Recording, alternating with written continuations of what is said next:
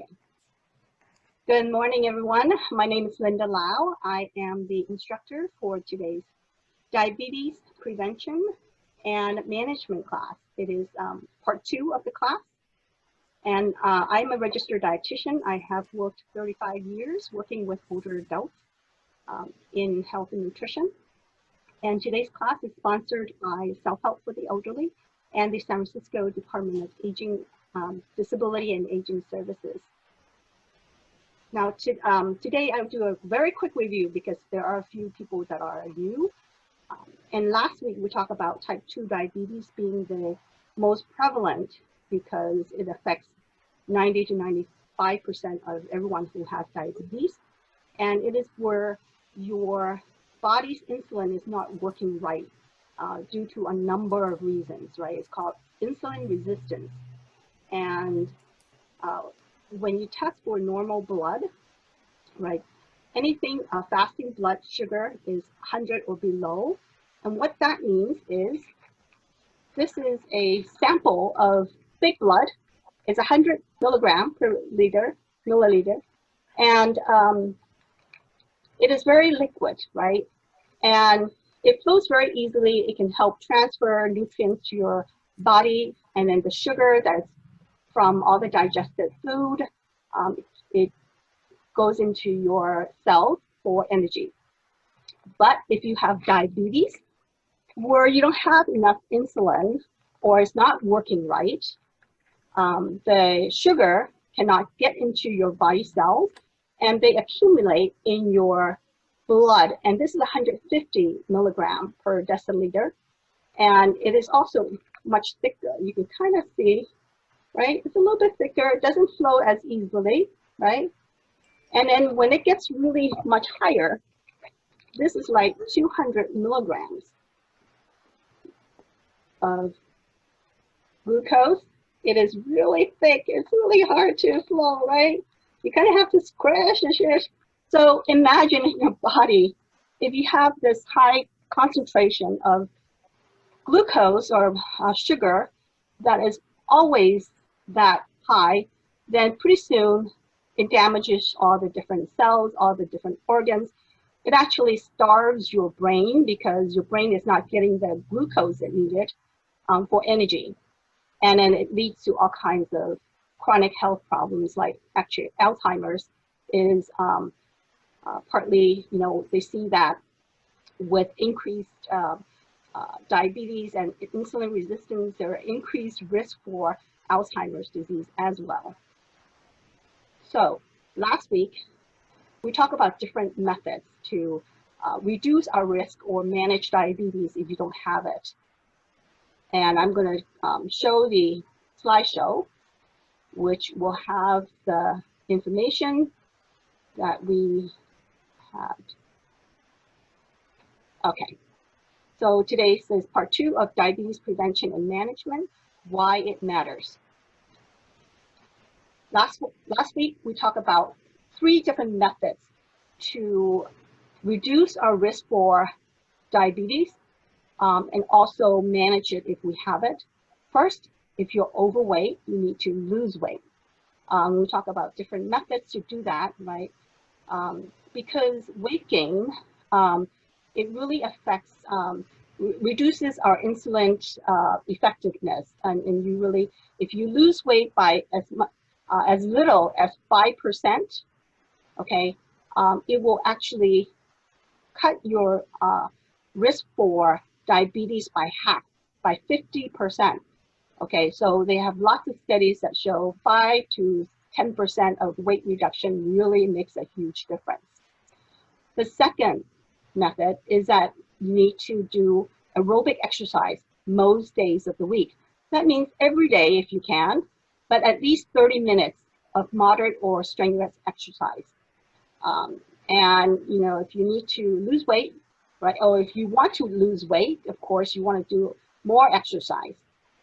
And strength training is actually important part of the exercise too, besides aerobic exercise, because when you have more muscles, it will increase your metabolism and you'll be able to actually burn calories easier, and also allows your body to utilize the insulin much more effectively.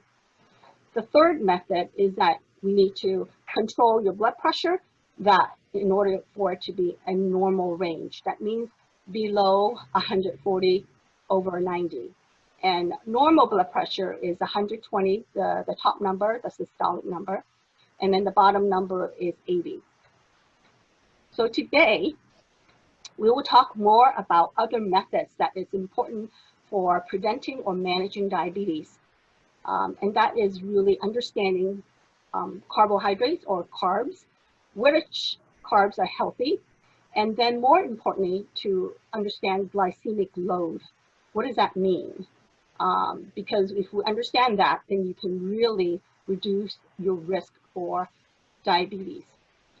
And we'll talk about healthy meal planning, some cooking ideas, and then give you additional resources that you can use to help you understand this chronic health problem. So to get started, you see all these foods here on the slide. What do all these foods have in common? Do you want to type it into the chat? Let me know. What do you think all these foods have in common? Share with everybody, right? Any guess? Well, here it is, right? Some of them here are what? Besides the protein foods, you have vegetables, you have cheese, you have fruits like watermelon, you even have ice cream here, right? So what do these have in common? Well, the answer is all these foods are low in glycemic load. And you're wondering, why is that possible? Ice cream.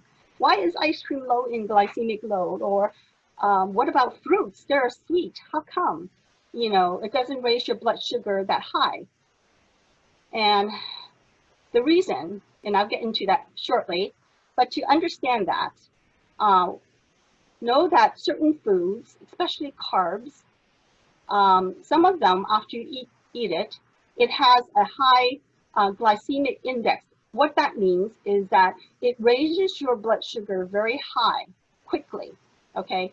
And this number ranges from 1 to 100. 100 is basically measured based on glucose, which is pure sugar, right? This is the energy that our cells use. And so it obviously it gets absorbed very quickly. And so that is the reference point. So if something is 100 or close to, you know, that on the higher end of the spectrum, then it raises your blood sugar very quickly. Whereas those foods that have low GI, that means they actually is very slow, okay? It raises your blood sugar slowly because it doesn't get absorbed as quickly. But the GI is not the only thing that tells you how quickly your blood sugar goes up.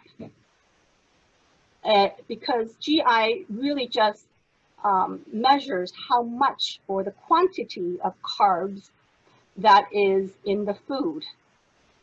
What scientists have found is that the glycemic load is much more accurate way to show the effect of the food in the blood sugar. And the glycemic load includes the quantity of carbs and the quality of the carbs. And by quality, this is the definition, okay? Quality of the carb includes how much fiber is in the food, and also how much fat, how much protein is also in the food. That means when you're eating a meal, right, there's other food components besides the carbs. There is the fat and there's protein, right? And so that combination of these things affects how quickly it raises your blood sugar or not.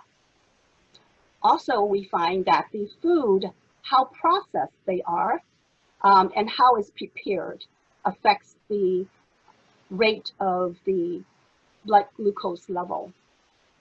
So if something is boiled or fried, or if it's raw, if something is processed, like quick oats, because it's processed and it cooks much quicker, it actually raises your blood, the blood glucose level quicker.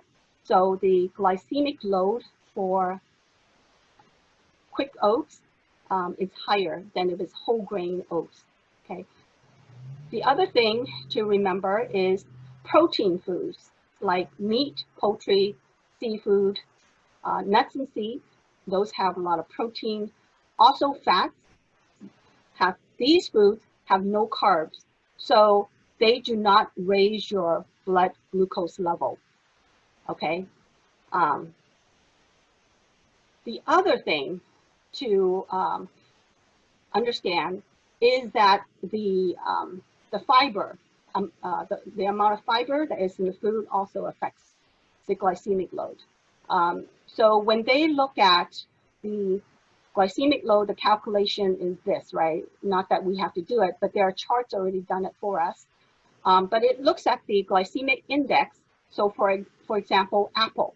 Apple has a glycemic index of 38, whereas potato has a GI of 85. So it's higher GI number, okay? Even though one serving, both of them have similar amount of carbs, okay? So 13 versus 14 grams of carb.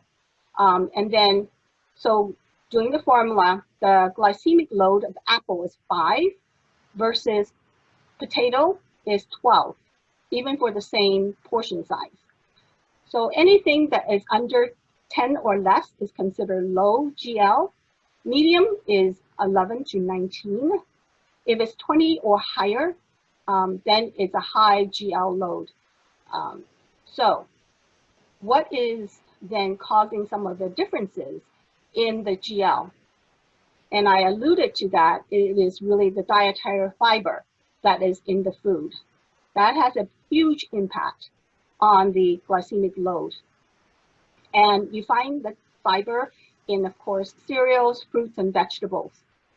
And dietary fiber is really the indigestible part of plants. That means we cannot digest it, but its main role is actually to keep our digestive system healthy.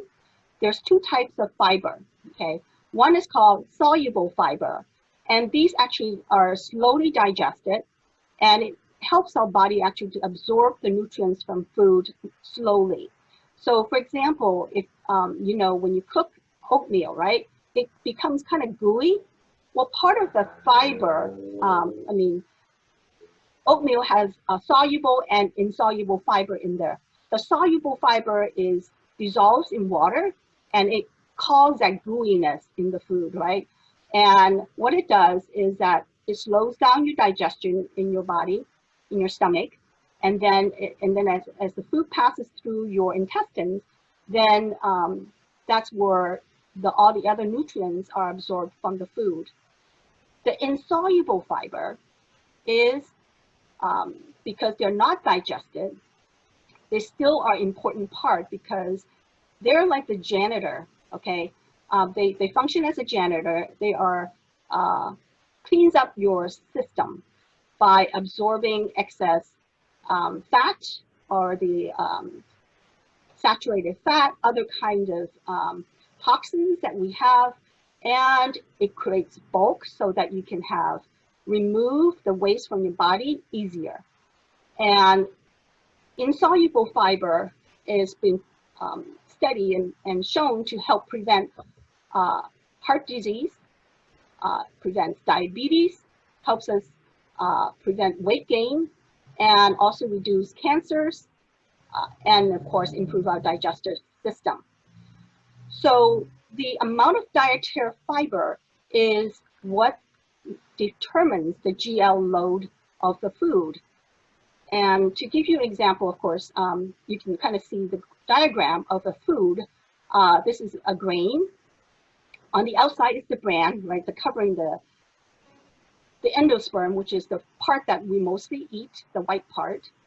And then, you know, the bran is where all the indigestible fiber is located. And then inside, you know, is the other kind of soluble fiber and whatnot. Okay, so how much fiber do we need a day? For men, that is 50 years and above, we need at least 30 grams a day. For women, a little bit less, 21 grams or more a day. And to kind of give you more example of why, how the glycemic load differs from different food. This chart tells you how much total carbs are in there, including the fiber. So apple has 25 grams of carbs and total of about 19 grams of sugar. The glycemic index is moderate at 38, but the glycemic load, this is an important column that we should be looking at, is 5, about 5, okay? So compared to, let's say, banana, it has a GL of 10, okay? So it has much less dietary fiber in some ways. And so, you know, it actually increases your blood sugar twice as high compared to apple or compared to apricots or even figs, right? Figs are pretty sweet, but because it has a lot of insoluble and also soluble fiber in it, it actually doesn't raise your blood sugar as quickly. And then other fruits here, same thing, right? Some fruits are much higher, you know, in terms of the spectrum, like mango. Mango has 10 compared to, and then of course you can see other more high ones are like grape, okay? Compared to other fruits like honeydew or kiwi, other kind of seedy kind of fruits, even papaya, they're kind of low, all right? So you can see strawberries because it has seeds, and raspberries, you know, all those fruits that have seeds. And if you eat the seeds, of course, you know, it helps to keep the glycemic load low. Now, vegetables. There are some vegetables that are really low in the GL, and these are examples of it. You know, anything that's kind of leafy, dark green, spinach, small, new potatoes, these are small, young potatoes. They're much better than the mature, big potatoes because they have low glycemic load. And then eggplants and so forth, even pumpkin, okay? You know, those are low glycemic compared to some other vegetables like corn, all right? Corn has a GL of 20, which is really, you know, the high GL level. And white potatoes, these are the mature big ones, right? Their GL of 21. Sweet potatoes also is high, 22. On the other hand, taro, okay, even though they're starchy, because they have high fiber level, the GL is actually quite low, surprisingly, right? Same thing with green peas. Even though it's sweet and all that, you know, GL is quite low. So you can kind of see, going back to this other vegetable list, you can see most vegetables, right, are their GL is low. And then there's only a few exceptions here that really starchy vegetables you need to be aware of and maybe eat less of. Corn, potatoes, sweet potatoes, okay? And then just to give you an example of some of the protein foods, we talk about they're pretty low in GL level. And black beans, right? Black beans, there are a legume. They do have carbs, all right? But those carbs are more complex. So the GL is still under 10, which is great, right? It's still low. And then other kind of dry beans and peas like garbanzo, kidney beans, and you know, nuts and seeds, of course, peanuts and all that, they are either 0 or very low glycemic load. So what about other foods? Like grains and breads and cereals, right? Those are things a lot of people love to eat. And the ones that are more refined with refined wheat flour, like bagel and white bread, the GL is higher. 100% whole wheat bread, a little bit lower, is below 10. Corn, of course, we know sweet corn is high, so even corn tortilla is moderate range. And oatmeal, right? Oatmeal is actually 13, so it's kind of moderate. But if you get like steel grain oatmeal, it's lower. And then of course, instant oatmeal, because it's actually processed more, it's high GL level. Other kinds of grains like white rice, even brown rice, because this brown rice includes many different brands, so this is an average. So it looks like it's even higher than white rice. But other kind of rice, like the long grain, the basmati rice, that GL is actually lower, and even lower is porous barley. Okay, white spaghetti compared to whole wheat.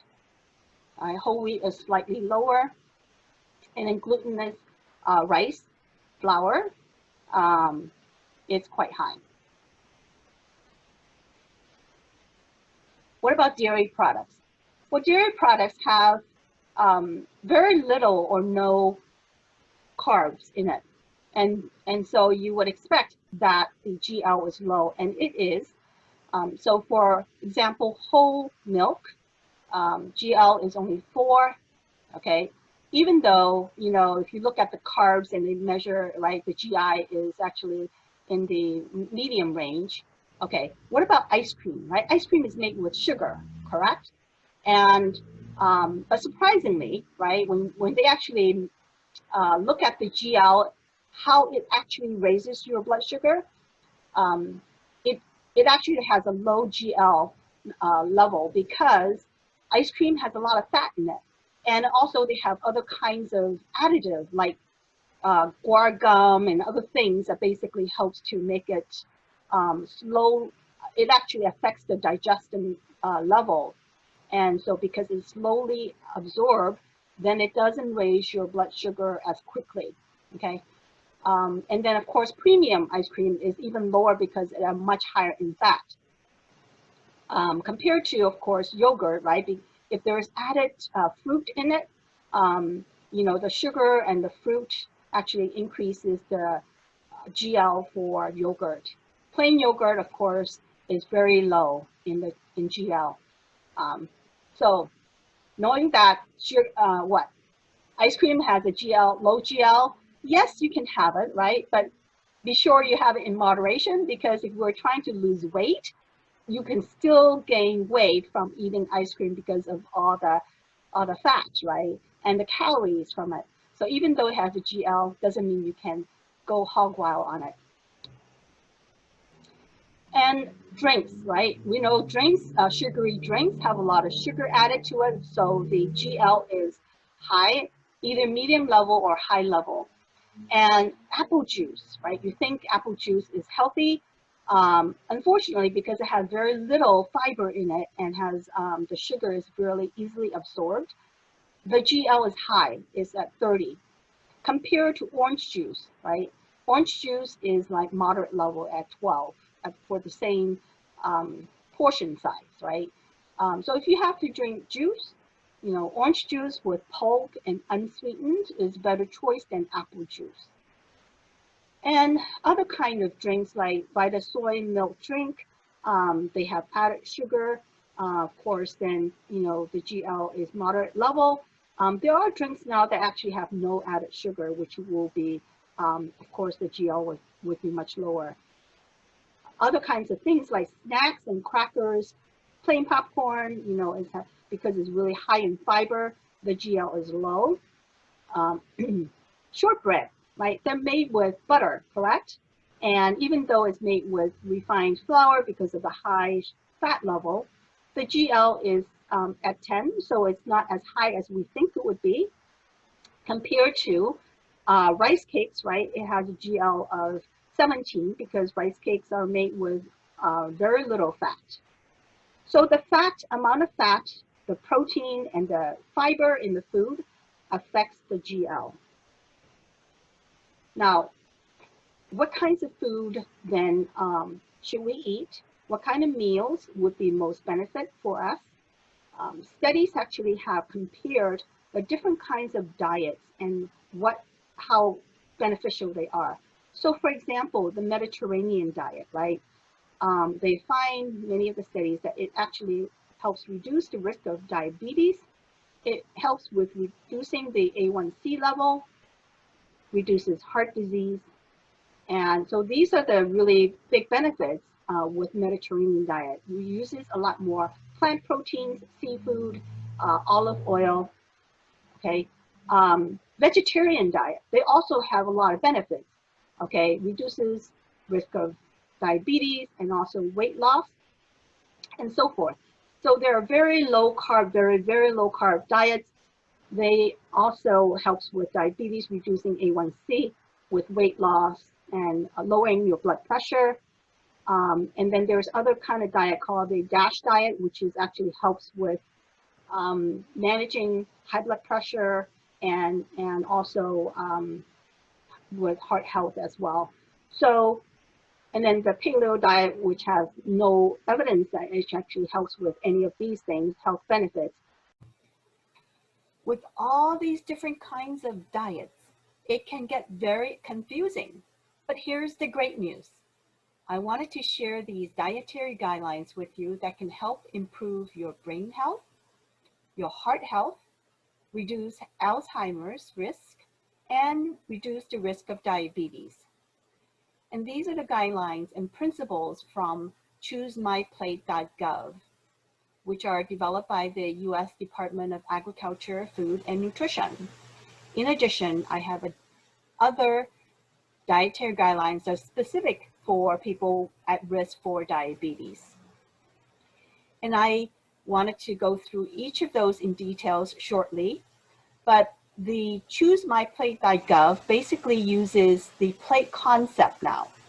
And this is a 9-inch plate, you can imagine that. And then 1/4 of the plate is made out of grains, whole grains. The other 1/4 of the plate is protein foods. And then the other 1/4 of the plate is vegetables. And the last 1/4 of the plate is made up of fruits. Last but not least, you have dairy or high calcium foods. Now let's go through each of these food groups in details and how much you need. Let's look at the grains first, all right? So the grains has, we talk about, those are the foods that gives you the most carbs, right? And carbs includes, of course, sugar, the starch, and the fiber that is found in the food. And the simple carbs have the most sugar and are made with refined grains. So these are the foods that we should eat less of, right? And because they actually will increase our blood sugar much quicker. And also, of course, with weight gain, it doesn't make you feel full. And so you eat more of these things. Whereas with the complex carbs, okay, these are made with not only starch, but also dietary fiber. And you find these in the whole grains, right? In the fruits and vegetables. And these complex carbs, because they are digested slowly, they will give you energy for a much longer period of time so that you don't feel hungry that quickly. And because it is absorbed and digested slowly, it raises your blood sugar much slower, all right? And how much do we need of these? About 1/4 of your plate should be carbs, right? And make it the complex carbs as much as you can. Make it whole grain. So if you're eating white rice, you may want to switch to the whole grain, long grain rice. And these not only have fiber, but has a lot of other nutrients in it. It really, we need all kinds of vitamins and minerals to keep us healthy. So you can choose the grains that have a low glycemic load. And the benefit of having grains, of course, is they're less expensive, and so they give us energy, right? Also, you need to watch the portion size, because if it's a huge portion, then you're eating a lot of carbs. It can also, again, raise your blood sugar much quicker. One serving, okay, of grains is 1 slice of bread or 1/2 cup of cooked rice or noodles. So it's not a huge amount. And you want to limit or reduce the amount of simple carbs that you consume in your diet. The other part of the plate is fruits, right? So making 1/4 of your plate of the day to be fruits, and choosing the whole fruits, like the fresh or frozen. And if it's canned in 100% juice would be fine. Dry fruits are good too. But note that dry fruits have a much concentrated amount of sugar in it. So the portion, you need to watch your portion size. And then you want to limit the amount of juice that you drink, right? And if you do drink juice, choose the ones that have lower GL level.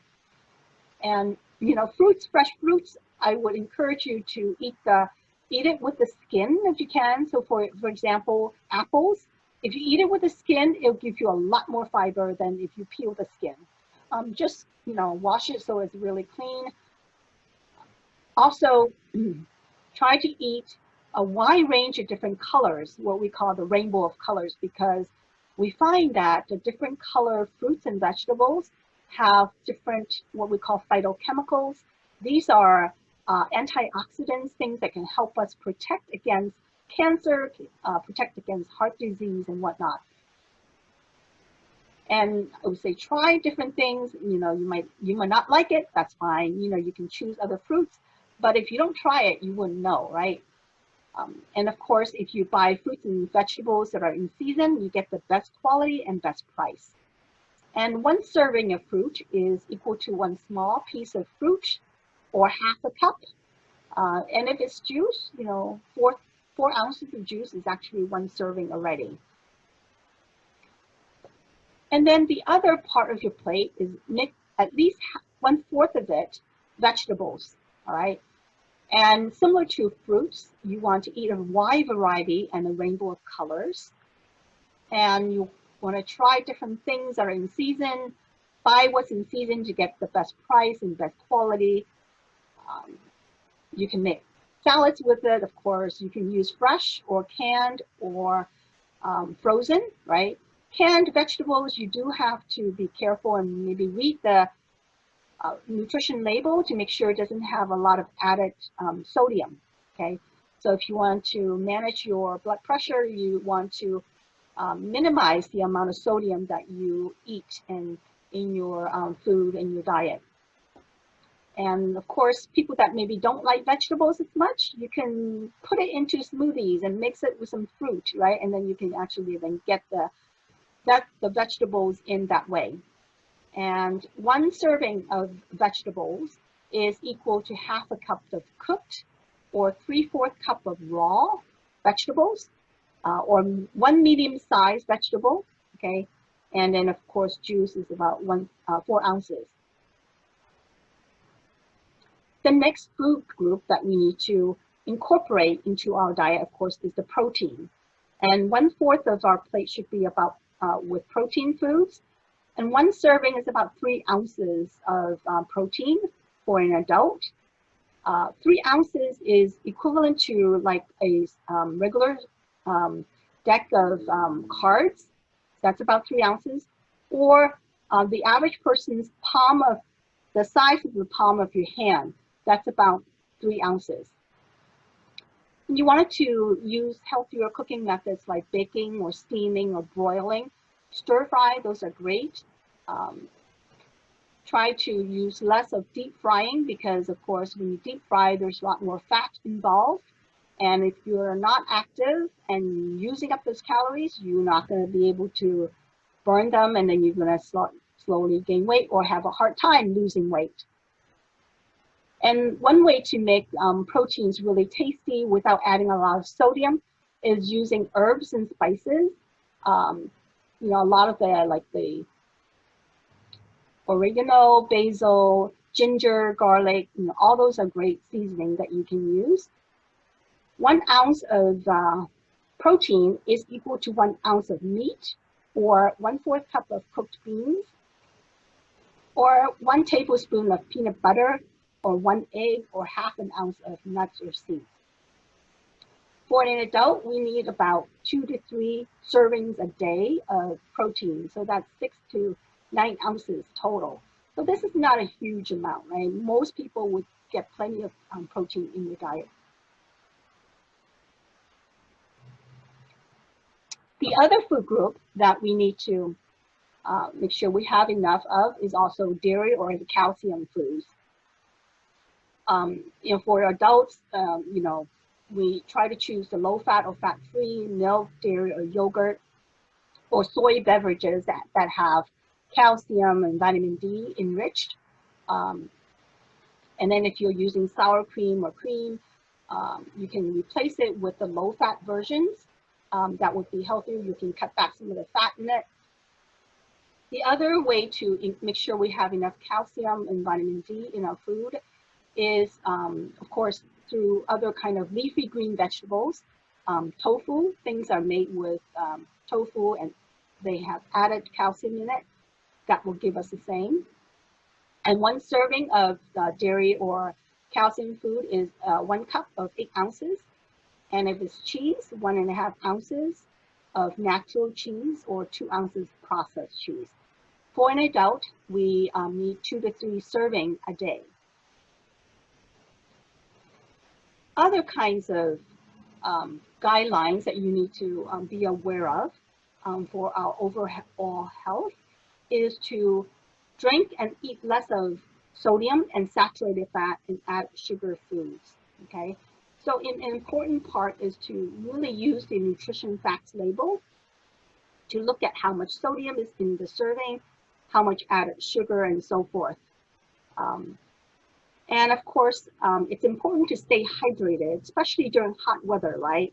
You need to even drink more and drink beverages that have no sugar or low sugar.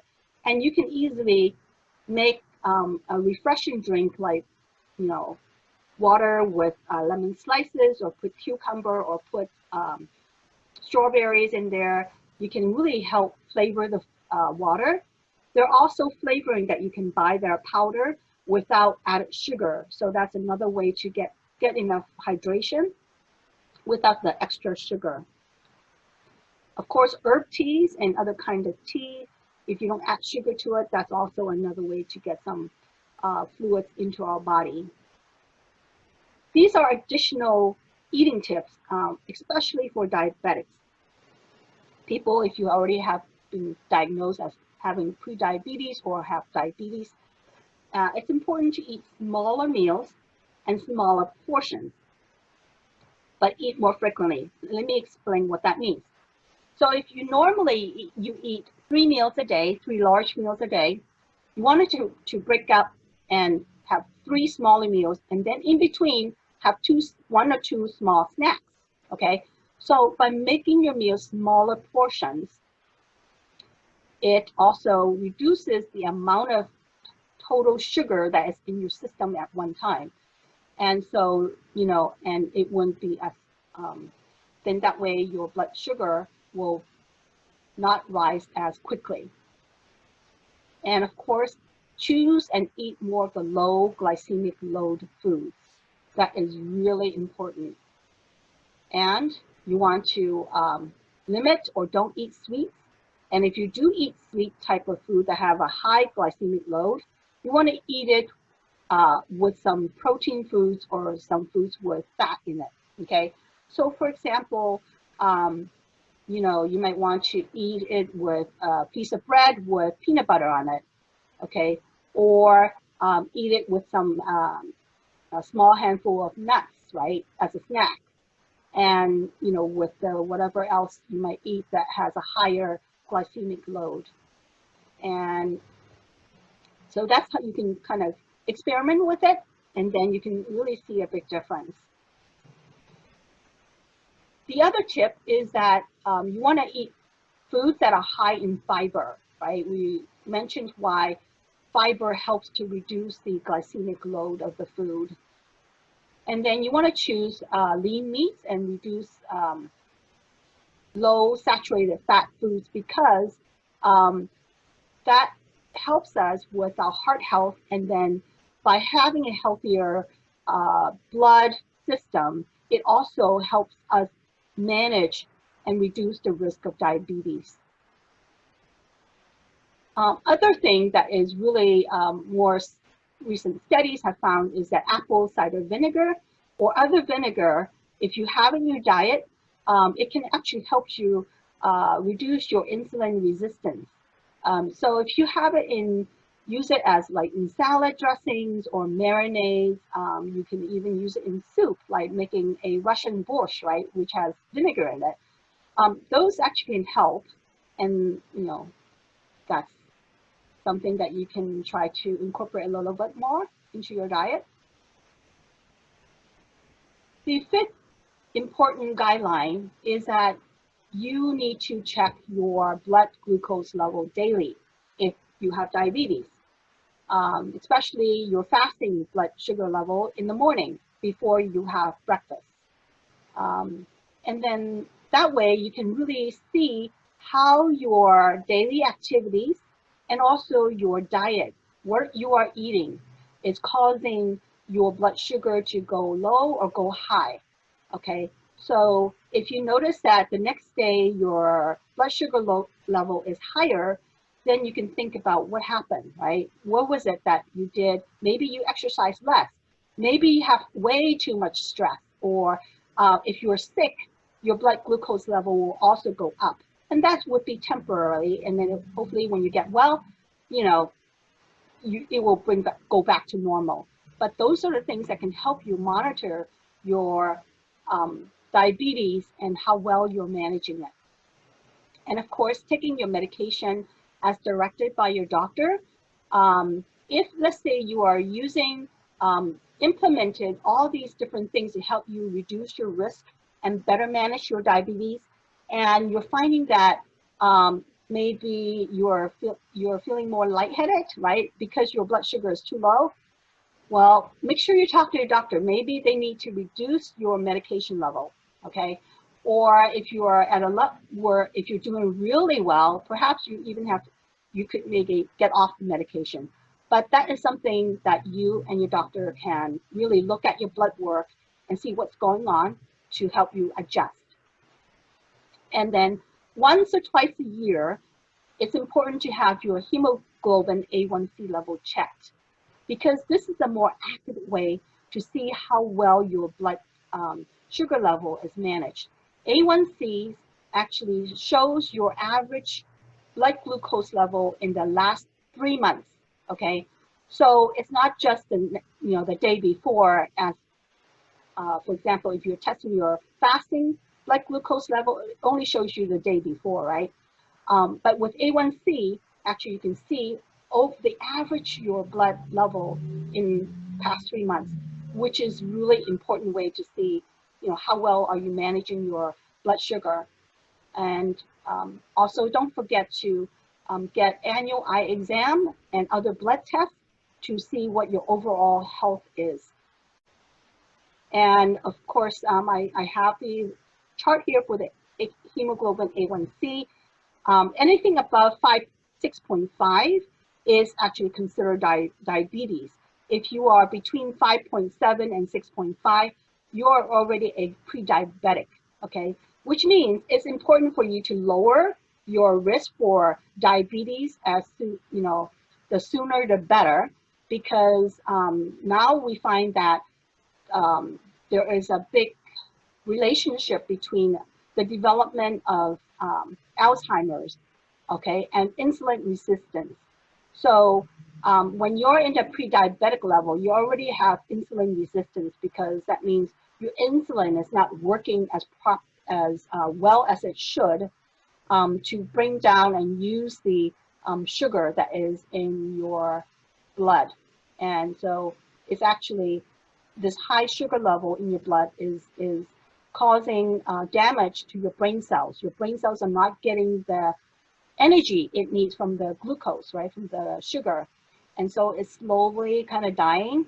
And that's kind of where with Alzheimer's is that people are not managing have pre-diabetes and don't know about it. Okay, So here are some kind of examples how to put everything to work in terms of all the dietary guidelines that we just talked about. So hopefully it will be simplifying for you to kind of visualize what it looks like. So for example, for breakfast, we're looking at this plate, right? Half, 1/4 of your plate would be whole grain type of food. It could be whole grain bread or other kind of starchy cereals or food. And then the other quarter of your plate should be some sort of protein food like eggs or dim sum stuff that's made with protein, right? Meat and whatnot, or seafood, cottage cheese, all those. And then the other part, you can either leave empty, like the fruits and vegetables, right? You don't eat it in the morning, that's fine. But if you want to add a small piece of fruit that is low in GL, that would be fantastic. And also have some sort of dairy food or high calcium type of food. That way you can get your calcium for the day. And then for lunch and dinner, of course, that is an easier way for you to incorporate more of the vegetables, the low glycemic load foods in here. So you can maybe have half of your plate with your low GL foods, either a salad or stir-fried vegetables, right? And then if you want to have some starch, either some starchy vegetables or some whole grain rice, brown rice, or, other kind of whole grain pasta. And then 1/4 of your plate would be your protein food, okay?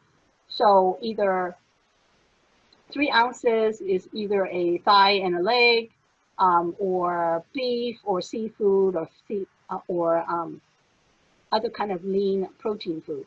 So that's how you would plan and kind of envision having your meals. And then here's a real example of putting these principles into work. This is a lunch or dinner. You have a small salad or some cooked vegetables or stir-fry stuff, right? Cooked vegetables. You have your grilled chicken or baked chicken, and then some rice and beans, right? Or if you have noodles, like I have here, you have beef stew with some radish and then some wonton, some vegetables, and then at the bottom, a little bit of noodle, right? And then salad. Salad's a great way because there are most of the vegetables are really low GL, and you can add some protein to it, whether it is eggs or beans, add those to it to really give you the protein that you need. And here's a recipe for making minestrone soup. It is a great way to utilize a lot of the vegetables, incorporate more vegetables into our diet that is also low in GL. And also it uses dry beans and peas, right? Which is great because they're low in GL, and it has protein in it, right? And then of course the herbs, different kind of oregano, thyme. It gives it a lot of flavor, and the actual recipe will be in the resources section that you can download the recipe if you're interested. This is a quick way to kind of show you.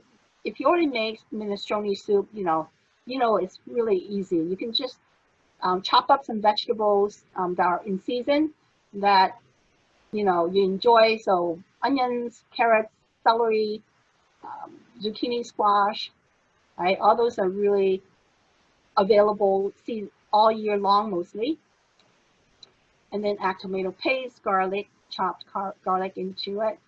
And then you add your seasoning, stir in the other kind of the canned tomato into it, put in either a vegetable broth or a low sodium chicken broth, and then add in other seasoning like bay leaf, black pepper, a little bit cayenne pepper, and then just a little bit salt to make this huge pot of soup. All right, and then it calls for a little bit of pasta. I use a whole grain pasta, and then of course the canned beans, and voila, there you go. And then when you are ready to taste and eat the drink the soup, you can add a little bit lemon juice. Actually, lemon juice will bring out the flavor even better without using a lot of salt in there. Okay, so you can enjoy it for breakfast, lunch, or dinner, up to you. Here are some resources that can help you review and put all these different guidelines together, and as well as a summary. This is a handout called Preventing and Managing Type 2 Diabetes with Diet and Lifestyle. It is available in English and Chinese, and you can download it from this link. Chinese is here, http://bit.ly/prevent diabetes Chinese, or if you want it in English, it is prevent diabetes ENG. And just to kind of show you, these are some of the resources that will be available with the link. This is, there is the 100 common foods with the glycemic index and the glycemic load. Also, there's another chart that has over 1,000 foods in it. They're breaking down by different brands. So if you're into it, you want to know which ones are, you know, what, you can use this 1,000 plus food table. And then also, of course, the recipe for the minestrone soup is available in English and Chinese that I put together. There is a program called Diabetes Empowerment Education Program. And this is a 6-week free workshop that gives you more in-depth information about diabetes prevention and management, and is offered by 30th Street Senior Center in San Francisco. However, because of shelter in place, the center is not offering it now. And then, you know, when things go back to normal, you can also check their website to see what the schedule looks like, okay? You know, I am going through a lot of this information fairly quickly, right? So if you need more in-depth, that would be a good program. The DEEP program would be great. Other resources include like the American Diabetes Association, also the U.S. Center for Disease Control and Prevention. They have a lot of information about diabetes education in both English and Spanish. And then there is the diabetes risk screening tool that some of you have done last week. If you wanted to learn how to prepare some foods that are really easy and tasty without a lot of sodium, eatfresh.org is a good website that you can learn more about how to do that. And then they also have an Ask a Dietitian. You can, you know, have this service for free. And of course, other health insurance company health plans offer a lot of information. Kaiser, of course, have they have a 2-hour video on diabetes management, and the link is right there. And it could, you know, provide you additional useful information. I know that the video didn't talk about too much about glycemic load. So that is something you're learning new today, and hopefully I think if you use it to put it into practice, you'll be able to really see some differences and benefits. Here we have a few minutes. You can raise your hand, unmute yourself, and I call on you to, if you have any. Here are a few questions that some participants have asked during the presentation for part 2 of the diabetes prevention and management class. First question, what is better, unsweetened almond milk or unsweetened soy milk? Well, both unsweetened almond milk or soy milk are, if they're fortified with calcium and vitamin D, both are good substitutes for milk, especially if you don't like milk or you cannot tolerate milk for whatever reason. However, soy milk is slightly better than almond milk because it does have a higher amount of protein, vitamins, and minerals. Also, soy milk has other flavonoids that can provide antioxidants. It is anti-inflammatory, and they protect your heart.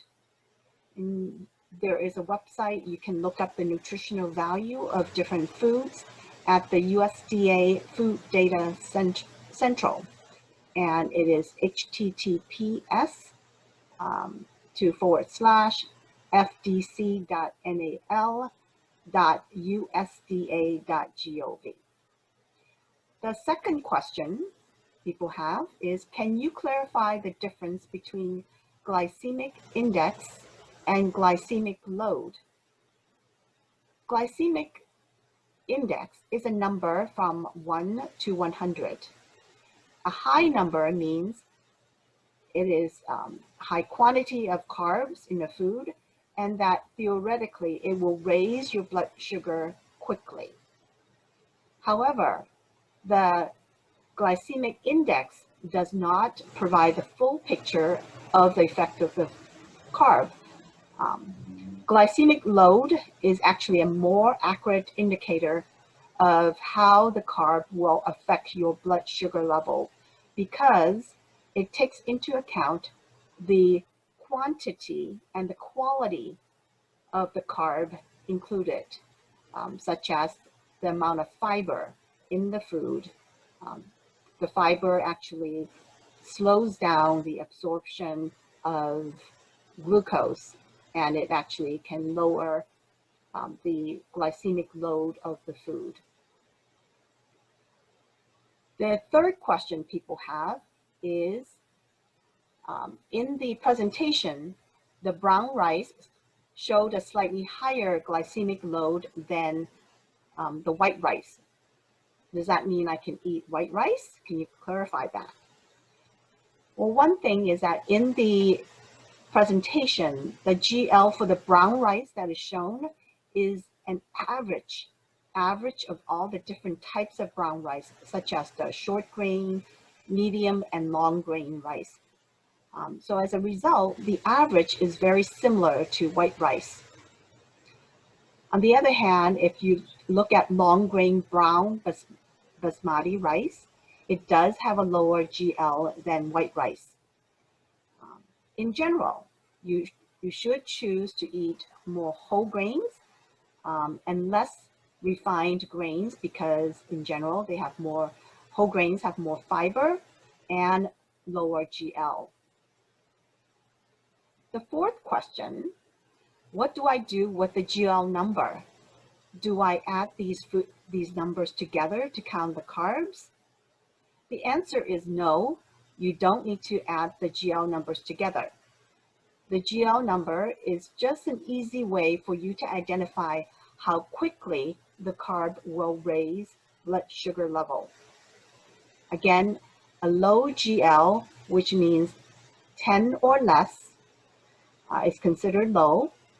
Medium GL, where it raises your blood glucose at a medium moderate rate, is number from 11 to 19. High GL is 20 or above. Again, if you have a low GL, that means the carb will raise your blood sugar slower. A medium GL would be at a moderate rate. And then a high GL means it will raise your blood sugar the fastest. The fifth question is, should I count the number of carbs eaten per meal? Well, counting carbs is not easy, and the amount of carbs alone does not give you the accurate picture of how quickly the food will raise your blood sugar.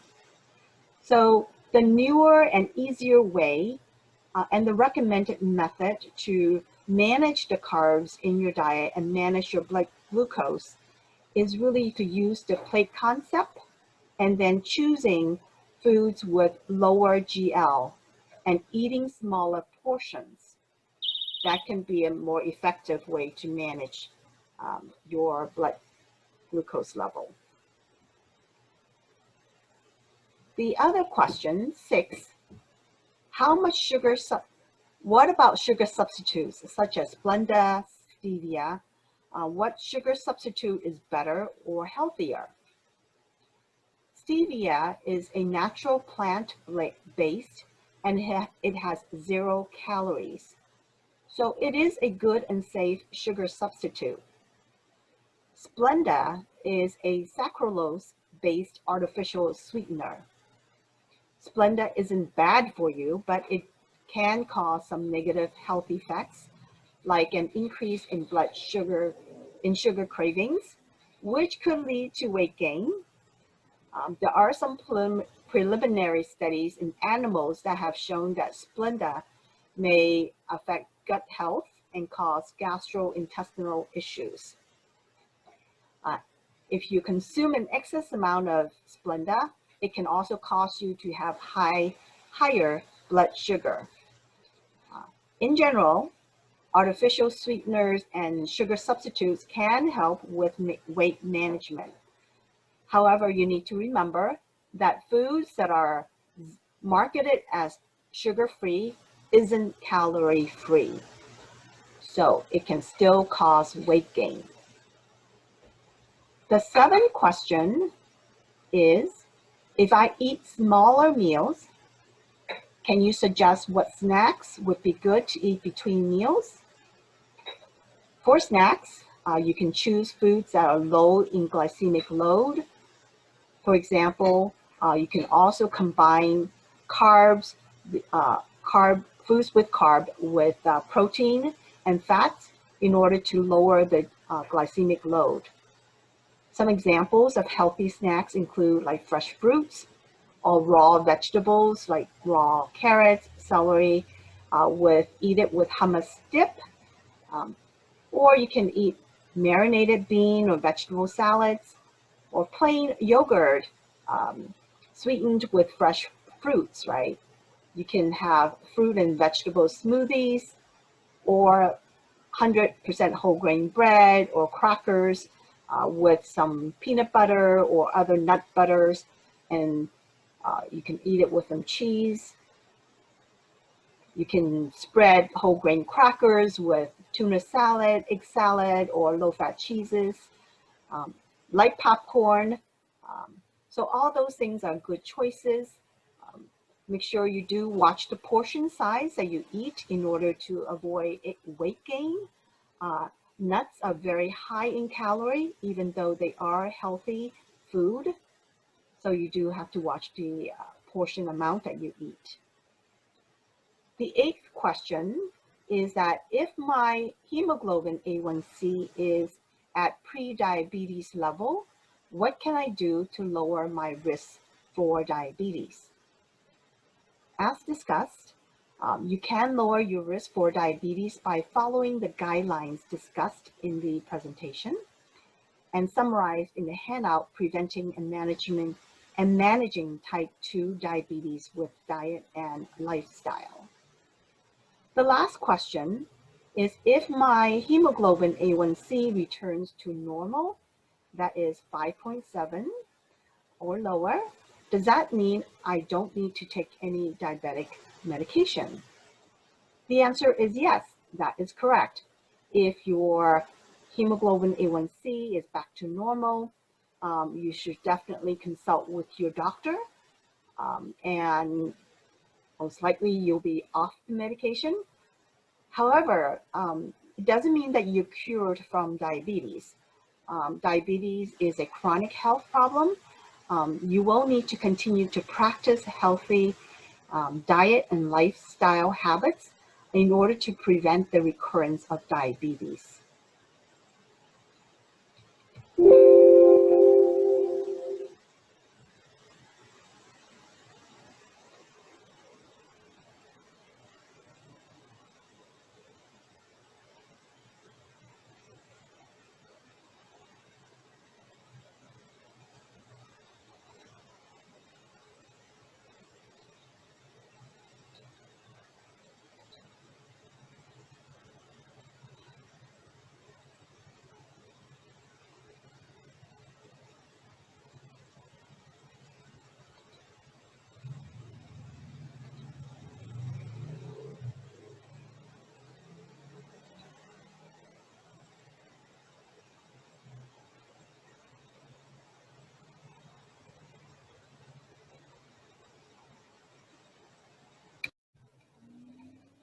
Thank you for attending the virtual class today on diabetes. You can go to Self-Help for the Elderly's website to look at other virtual classes and their schedule and register for them. Stay safe and healthy.